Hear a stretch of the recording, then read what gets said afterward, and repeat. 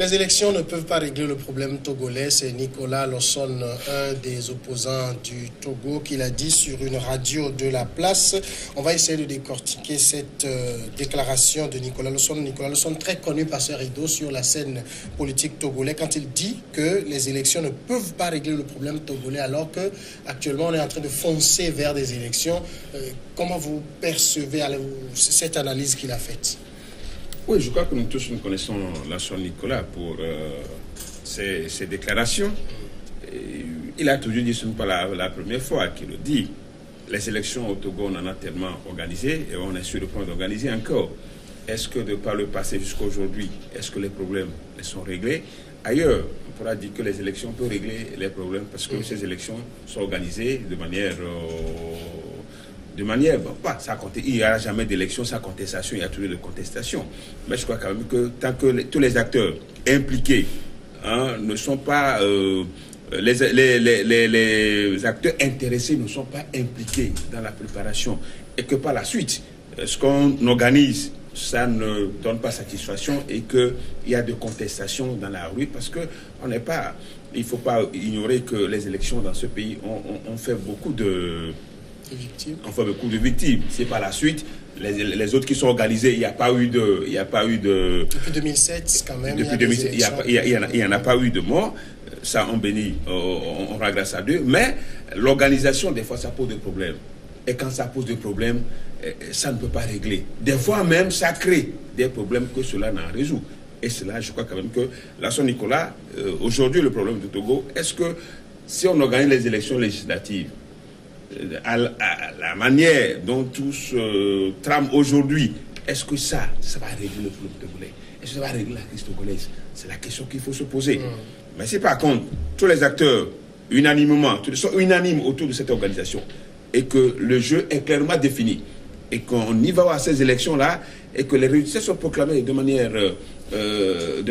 juste, je crois que ça, on peut se réjouir d'avoir organisé une élection sans problème. Donc ça pourra naturellement régler les problèmes. Mais s'il faut organiser les élections et que cela ne crée encore de troubles, cela ne crée encore de désagréments, je crois que ça ne vaut pas la peine. Malheureusement que les élections en Afrique sont toujours organisées de cette manière. Dominique, la déclaration de Nicolas Losson contraste quand même avec celle de Emmanuel Macron qui disait qu'il faut aller aux urnes, soit pour une confirmation ou une alternance. En réalité, lorsqu'on dit d'aller aux urnes, c'est d'aller vers le peuple. Puisque le peuple, c'est le seul arbitre qui peut décider de qui va conduire sa destinée. Mais lorsque un leader dit, bon, les élections, ce n'est pas la solution. Pour lui, la solution, c'est quoi? Bon, il est vrai qu'il a été plusieurs fois aux élections. À l'élection présidentielle, il n'a même pas franchi la barre de 0,1. Bon, il a toujours un score voisin de 0. Ça, c'est vrai. Bon, maintenant, si pour ça, il trouve que aller aux élections, ce n'est pas la solution, je dis, mais il faut quoi? Il faudrait qu'on décrète 5 ans, pas d'élection, pour aplanir tout, refaire tout. Mais je vous dis qu'on va tout aplanir, refaire tout. Mais quand on va aller encore aux élections, celui qui veut dire qu'il y a fraude, il le dira toujours. Quelle que soit la transparence du scrutin, il dira qu'il y a fraude. Mais prenez par exemple le cas du Togo. Mais le cas du Togo, vous prenez le code électoral.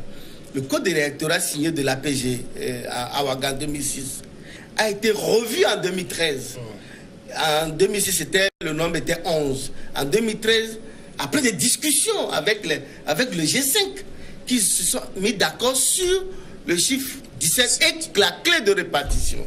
Et sur cette clé de répartition, il n'y a pas une affaire de 8-8. Mais dans les couloirs, ils se sont entendus. C'est un accord tacite. Bon, oui, nous allons soutenir 2 membres extra-parlementaires que vous allez proposer et un de la société civile, puisqu'il y a une majorité à l'Assemblée. Et le gouvernement ou bien le parti au pouvoir, qui est de bonne foi pour que les choses évoluent, a dit il n'y a pas de souci. Et le problème s'est posé pour le cas de l'UFC, à l'époque déjà. Mais l'UFC dit je me suis inscrit à l'Assemblée, un parti de l'opposition. Et ce qui est normal parce qu'à tout moment, il peut quitter le gouvernement. À tout moment. Et d'ailleurs, lorsque nous voyons, il y a certains votes le 5 septembre, lorsqu'on a introduit le projet de loi sur les réformes, et quand les députés du C14 ont quitté, l'UFC aussi a quitté. Nous l'avons vu. Et dans la déclaration de Gilles Olympio, il a bien dit que lui demande aussi le retour de la Constitution de 92, comme les autres. Les fondamentaux de la... Donc, c'est que tout y est. Maintenant, ils disent non, le fait qu'il est au gouvernement, c'est fini. Il ne peut pas. En 2000, non, je voudrais conclure pour dire, en 2013, le problème, ils se sont entendus. En 2015, le problème ne s'est même pas posé. Pourquoi en 2018, ça cause de... Donc, il y a des gens qui veulent toujours créer des problèmes. Si, par exemple, au moment où le gouvernement avait lancé le processus électoral, je crois que c'était en avril ou en mars, et si l'opposition était d'accord, dit, OK, on les avait appelés d'abord, ils ont refusé. S'ils allaient par exemple, ils disent bon, ok, vous voulez former la CENI, bon, on s'entend, on reconduit d'une manière tacite les règles que ce que nous nous sommes convenus en 2013. Je crois que la CENI aurait pu être composée et tout se passerait comme si... Mais les gens qui veulent toujours, puisque très tôt ils disaient, il faut une transition. Oui, pour eux, Faure Gnassingbé doit écouter son mandat pour qu'eux, ils viennent gérer le pouvoir avec lui. Rodrigue, laisse-moi conclure. Non, c'est dit. D'accord, donc c'est pour dire quelque part que ceux qui disent que les élections, ce n'est pas la solution, ils proposent quoi? D'accord. Rodrigue, comment vous comprenez la déclaration de Nicolas Lawson? Je le comprends parfaitement et il a raison. Vous savez, à l'étape actuelle de la crise qui secoue notre pays, les élections, est-ce que je peux y aller? Les élections doivent constituer un test des différentes solutions qui seront proposées et actées et mises en œuvre. On parle fondamentalement des réformes. On ne dit pas qu'il y a déficit d'organisation d'élections au Togo, mais nous disons qu'il y a organisation d'élections frauduleuses avec des résultats proclamés dans des conditions frauduleuses sont organisées. Mais on ne dit pas que les élections ne sont pas organisées. On veut fondamentalement éviter le fait qu'après les élections, qu'il y ait des drames. Il n'y en a plus. Ce n'est pas parce qu'il n'y en a plus eu qu'il n'y a pas de problème. Il y a problème et il faut régler les problèmes. Quand on parle de réforme constitutionnelle, institutionnelle et électorale, quand on aura opéré ces réformes, on pourra maintenant aller à une élection pour voir si les solutions proposées et actées, mises en œuvre, conviennent dans le règlement de la crise qui secoue le Togo. J'ai été surpris quand la CEDEAO a pensé qu'en organisant les élections, non, ces genres de solutions se proposent dans les pays où on n'en organise pas. On organise les élections chez nous. C'est le problème que provoquent ces élections organisées dans des conditions totalement absurdes et alambiquées qui constituent le problème. Ce n'est pas l'élection en soi. Prenez par exemple, lorsque Alberto Olympio a osé toucher du doigt le fond du problème, le fichier électoral. Comment ça se fait par exemple? On a vu la suite, ce que ça a donné. On s'est dit non, c'est un plaisantin parce qu'il est candidat, mais quand le général Sangaré est arrivé au nom de l'OIF, ils ont pu faire un travail sans pouvoir guérir complètement ce mal de fichiers truffés de doublons. C'est pour ça qu'en 2013, en 2015, les gens sont allés aux élections sur la base d'un fichier consensuel. J'ai encore en mémoire cette conférence de presse-là et les déclarations de l'homme. Donc aujourd'hui, on ne peut pas se cacher, nous ne pouvons pas refuser de reconnaître qu'il y a problème. Et organiser les élections dans ces conditions-là, avec les mêmes problèmes, s'il vous plaît, les mêmes causes produiront les mêmes effets dans les mêmes conditions. Donc aujourd'hui, Nicolas Lawson a parfaitement raison. Il faut revoir, requalifier et reconnaître le problème. Parce que lorsque vous êtes médecin, vous êtes face à un malade et vous posez un mauvais diagnostic, le traitement que vous allez proposer va accélérer le décès du patient. Nous sommes dans ce contexte-là aujourd'hui. Mais quand le Nicolas Lawson dit que les élections ne peuvent pas régler le problème togolais. C'est quoi le problème togolais? Non, le problème togolais, justement, mais quand il le dit, ce n'est pas parce qu'il n'est pas d'accord qu'on organise les élections. Il faut organiser les élections, il faut que toutes les conditions soient réunies. Il faut que les réformes soient faites et que le jeu soit équilibré, soit égal. Hein, pour tous les candidats, pour tous les partis politiques. Donc le problème togolais aujourd'hui, comme l'a dit, je crois qu'il nous faut un diagnostic qui tienne compte de tout ce que nous traversons. On a le problème. Il y a l'injustice sociale, par exemple. Donc, c'est ce dont il fait allusion. Il ne dit pas, il n'est pas d'accord, ça y est, il ne veut pas qu'on organise les élections. Parce que dans une démocratie, les élections sont organisées et ça dépend des périodes, que 4 ans, 5 ans, ça dépend. Donc, c'est les périodes-là, pendant ces périodes que les élections sont organisées. Mais s'il faut organiser et que ça ne crée d'autres problèmes, c'est ce qu'il faut éviter. Et de manière régulière, le Togo a toujours organisé les élections. Voilà. Ça, depuis 1993, le Togo a toujours organisé des élections. Mais maintenant, ce n'est pas parce qu'il y a un déficit d'organisation des élections. C'est parce que certaines conditions ne sont pas réunies et qu'à chaque élection... Que les élections soient crédibles. Vous savez, il y a toujours des recommandations... il y a toujours des recommandations des observateurs. Est-ce que ça veut dire sont jamais mises en œuvre. Est-ce que ça veut dire le problème togolais, c'est les élections? Non. Non, mais ce n'est pas forcément les élections. Ça veut dire finalement ce qu'il a dit. Il a parlé pour ne rien dire ou quoi? Non. Parce qu'il a dit les élections ne peuvent pas régler le problème togolais. Alors là, on n'arrive pas à trouver le problème. Mais Samuel, le problème, on le connaît. Samuel, nous connaissons le problème. J'ai donné l'exemple tout à l'heure de l'injustice sociale. D'accord? Mais le chef de l'État lui-même l'a dit, une minorité accapare les ressources du pays. C'est un pan du problème. Ça, par exemple, c'est un pan du problème. Des élections pour changer le chef de l'État. Si on doit le sanctionner, il faut des élections. Non, attends. Notre problème fondamental, je reviens par exemple sur la triste scène de sécurisation des urnes. C'est aussi l'un des problèmes. Mais ça fait partie des élections. Tu dis que non, attends. Ce n'est pas l'élection en soi. Quand vous prenez, en 2005 par exemple, contrairement, est-ce que j'ai la parole? Contrairement aux dispositions constitutionnelles, s'il vous plaît, c'est l'armée qui a fait allégeance pour tordre le cou à la Constitution. C'est aussi un point du problème. C'est le débat. Il a parlé. Moi, je réponds à sa question. Si tu as d'autres réponses, attends, il te donne la parole, tu donnes ta réponse. Moi, je donne la mienne. C'est aussi un point du problème. Donc, le problème, ce ne sont pas ces élections-là. Donc, lorsqu'on va régler tous ces problèmes, chacun jouera son rôle. La défense joue son rôle, la sécurité joue son rôle, la justice joue son rôle. Et que toutes les institutions de la République seront assainies, donc désinfectées, parce que j'avais donné l'exemple en début de l'émission, que lorsqu'on travaille dans l'administration, il faut avoir du cœur pour être opposant, parce que tout le monde doit forcément, et la preuve, on a connu des opposants qui sont rentrés dans l'administration, ils sont entrés jaunes, ils sont ressortis bleus. Ils sont entrés verts, ils sont ressortis bleus. La plupart. Alors, et vous avez par exemple dans la même administration des privilèges qu'on accorde aux gens du pouvoir et qu'on ne vous accorde pas par exemple.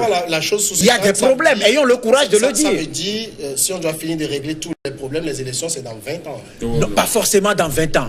On ne peut pas, on peut aller sur comment dirais-je, un rythme progressif en termes de règlement du problème togolais. Est-ce que vous arrivez à détecter le problème togolais aujourd'hui? Tout ce qu'il vient de dire concourt toujours aux élections. Tout ce que tu as démontré, aux élections apaisées. Si c'est rempli, apaisé. Or, lorsque nous prenons des élections, laissons le cas 2005 où nous savons que c'était une crise majeure suite à la mort du feu général. Non, on ne peut pas laisser. Les faits sont têtus, Dominique. Les faits sont têtus, Dominique. Oui, retournons. Vas-y, retournons. Vous savez, on peut tout. Dominique, on peut tout. Sauf effacer. Oui, il en a fait. Donc j'en profite pour le faire. Il en a fait. Lorsque nous tournons tout autour de la chose, Nicolas Lopson même l'a dit, mais il n'a pas dit c'est quoi le problème. Il dit problème social. Dans quel pays il n'y a pas de problèmes sociaux? Dans tous les États. Dans les grandes démocraties. Pas grave comme ce que nous vivons. Maintenant, tout tourne autour de la mauvaise foi des malheureux perdants qui ne veulent pas reconnaître leur échec et qui ne veulent pas en 2000. Je donne toujours l'exemple de 2015. 2015, Jean-Pierre Fabre est allé voir Martinez Belanga pour qu'il les aide à avoir un centre de compilation des élections pour être sûr, parce qu'il gagne toujours, mais en vol. Il a dit d'accord, qu'il va discuter avec le gouvernement. Il a vu le gouvernement, ok, si c'est l'Union européenne qui accepte, de suivre, déployer ses observateurs sur le terrain, oui, on peut mettre un centre de compilation parallèle à la CENI. Et ça a été fait à Eda-Oba. Et le jour-là, à 19h, tous les diplomates étaient là. Les journalistes également. Peut-être toi, non. Et pourquoi? le résultat, ils ont déployé 1200 observateurs. 22h. Pourquoi moi non? Non, ça, quand déjà à 19h, les gens étaient là, jusqu'à 22h, les résultats sont tombés. Et c'est Fonya Singbe qui a bien et proprement gagné. Maintenant, les résultats au niveau de la CENI. On commence par compiler préfecture Célie par Célie. En tout temps, un certain Pedro se lève et dit non, qu'on ne doit plus continuer. Dominique, ce sont des contre-vérités, Dominique. Ce sont des contre-vérités, Dominique.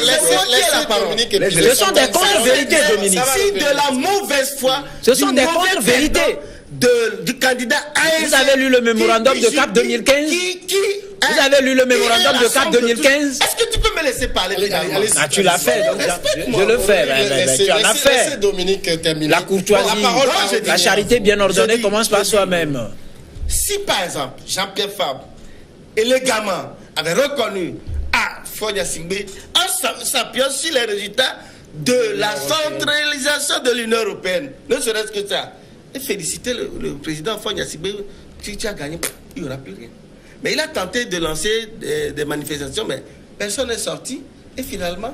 Et donc, il a profité de cette histoire de Tchikpi Achadam du 19 août pour te dire, bon, oui, Tchikpi Achadam réclame le retour à la Constitution de 92. Il dit, non, moi, je demande le départ de Fonya Singbe. Puisqu'il n'a pas pu battre dans les yeux. Dire au peuple congolais qu'il y a eu des manifestations avant le 19 août. Alors, est-ce que des pieds des gens pour aboutir à ça? C'est voilà la mauvaise foi. C'est des titres artificiellement fabriqués. C'est la mauvaise foi. Le problème, c'est les gens qui sont incapables de reconnaître leurs défaites. D'accord, pas sur Rideau. C'est tout. Je crois quand même que le problème de Togo... Parce qu'on dit tout, mais ça tourne autour des élections. Oui, tout tourne autour des élections. Je dis, en démocratie, on ne peut pas parler de la démocratie sans les élections. Ça, tout le monde le sait. Mais il faut que les élections soient démocratiques, les élections soient libres, et que les résultats, et que l'expression populaire soit le résultat proclamé. Mais c'est ça. Mais quand proclamer l'autre... Et que quand les résultats sont proclamés de manière... théâtrale. Non, peut-être de manière théâtrale. Bon, de manière qui ne convainc pas. Je crois que ça crée... Je rappelle qu'il y a eu juste une seule personne qui a agité la CENI. De manière qui ne convainc pas, on dirait que les élections ne peuvent pas régler les problèmes. Et dans ce cas, qu'est-ce qu'il faut faire? Il faut s'asseoir.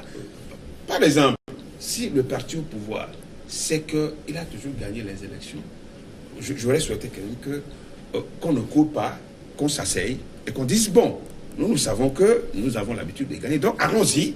Et venez ensemble, allons-y, faisons ce qui convient de faire. Non, je dis, oui, c'est ce que je suis en train de dire.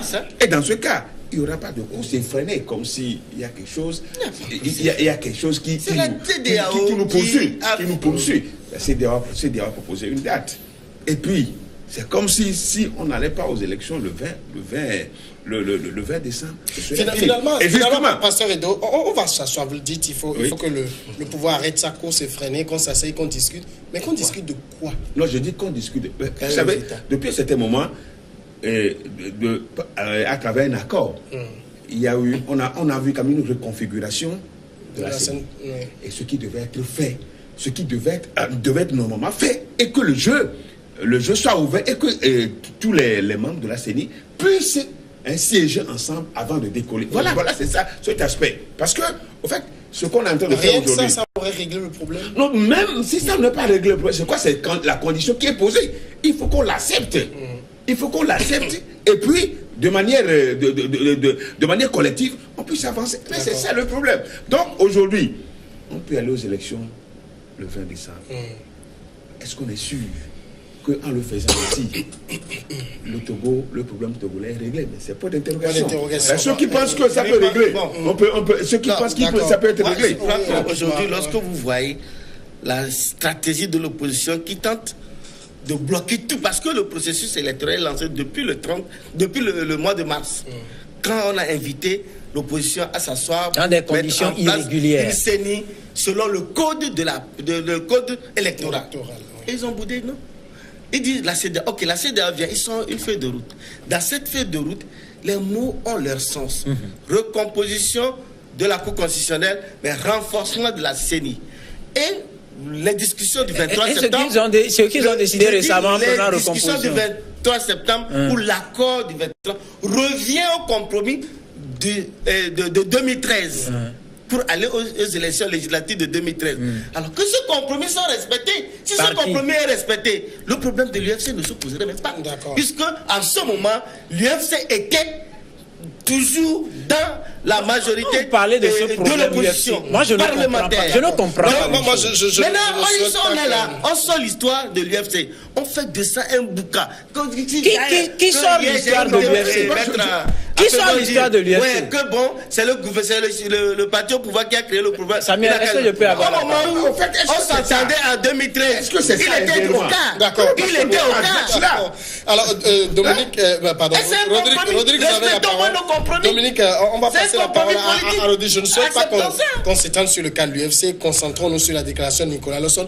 Rodrigue, je rappelle qu'en général, puisque Nicolas Lawson parle du problème togolais, on semble parler du problème quand c'est une année électorale. Quand on est hors année électorale, tout est calme. Je ne suis pas sûr. Les gens ont toujours parlé, quand on prend la question des réformes, nous sommes tous d'accord que ça fait plusieurs années que cette question existe. Ce n'est pas maintenant. Ce n'est ni en période électorale. Quand on prend l'injustice sociale, telle que je l'ai pointée du doigt, ce n'est pas en année électorale. Mais les syndicats ont crié dans ce pays pas en année électorale. Quand on prend par exemple la mauvaise gestion du pays, les preuves ont été données par le chef de l'État lui-même. Il a reconnu la surfacturation au sein de son gouvernement sans prendre un seul ministre qui soit auteur de surfacturation. Il a parlé d'une minorité qui accapare les ressources du pays sans spécifier la minorité moi je cite cette déclaration. Il a parlé de beaucoup de choses. Il a reconnu que dans les savanes par exemple, c'est la région la plus misérable au Togo. Donc le problème fondamental, tel que je l'ai dit, entre autres, est l'injustice sociale.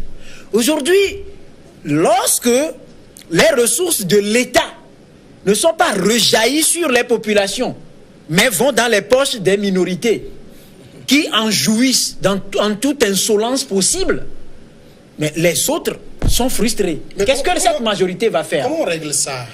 Régler ça, la répartition équitable des ressources du pays.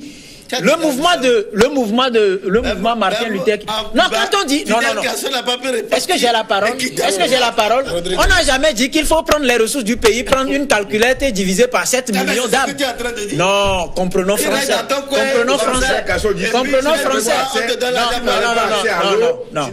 Mais Dominique, c'est possible. Dominique, vous pouvez vous révolter. Mais Dominique, c'est possible. Si les ressources générées par l'exploitation des minerais, si les ressources, c'est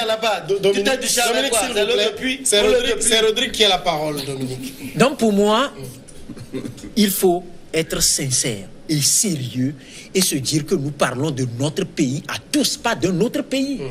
Si aujourd'hui le Togo est en forme, nous sommes tous en forme. Mais si le Togo se porte mal, nous sommes tous malades. Prenez nos hôpitaux, c'est aussi l'autre problème. Prenez le système éducatif, tout le problème est là. Donc, du moment où on ne trouvera pas... Est-ce que j'ai toujours la parole? J'ai la parole.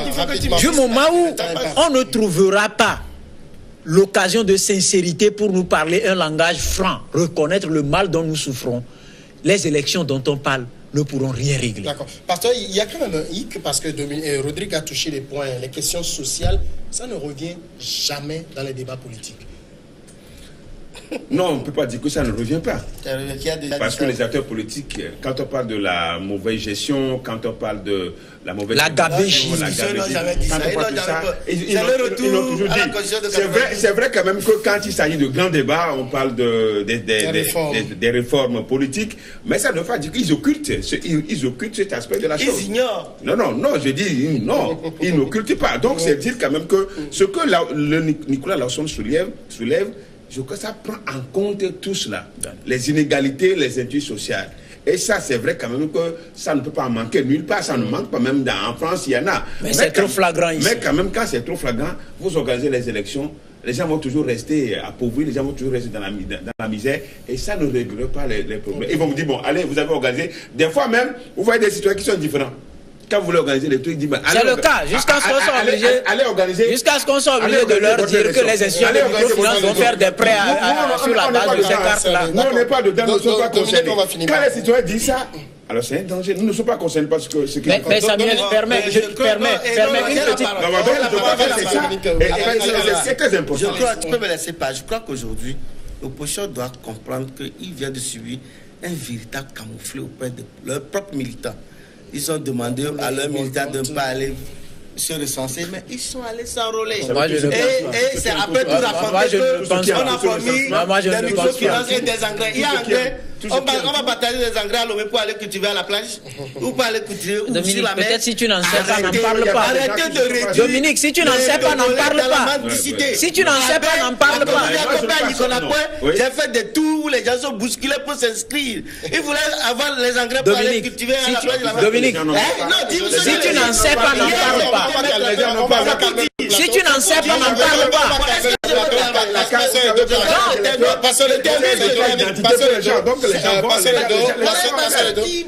Dominique, je vais vous citer ce que Constant Demo m'a envoyé. Le problème togolais est socio-économique et les politiques surfent sur la pauvreté. Très bien. Justice. Il y a au moins reconnu. Et non, c'est une réalité également. Mais tu l'as pas dit. Puisque vous voyez par exemple. Tu l'as jamais dit. Les militants de l'opposition. Tu l'as jamais dit. Plus la crise dure, plus leurs leaders s'enrichissent. Devient plein de. Ça, c'est une façon de détourner ce que. C'est une façon de détourner ce que le mot a envoyé. D'accord. Le piétiner par rapport à quoi? Donc c'est pour dire quelque part que les militants aussi suivent réellement ce qui se passe parce que ils ont envie que la crise là ça s'arrête. D'accord. Mais sinon ils sont toujours là.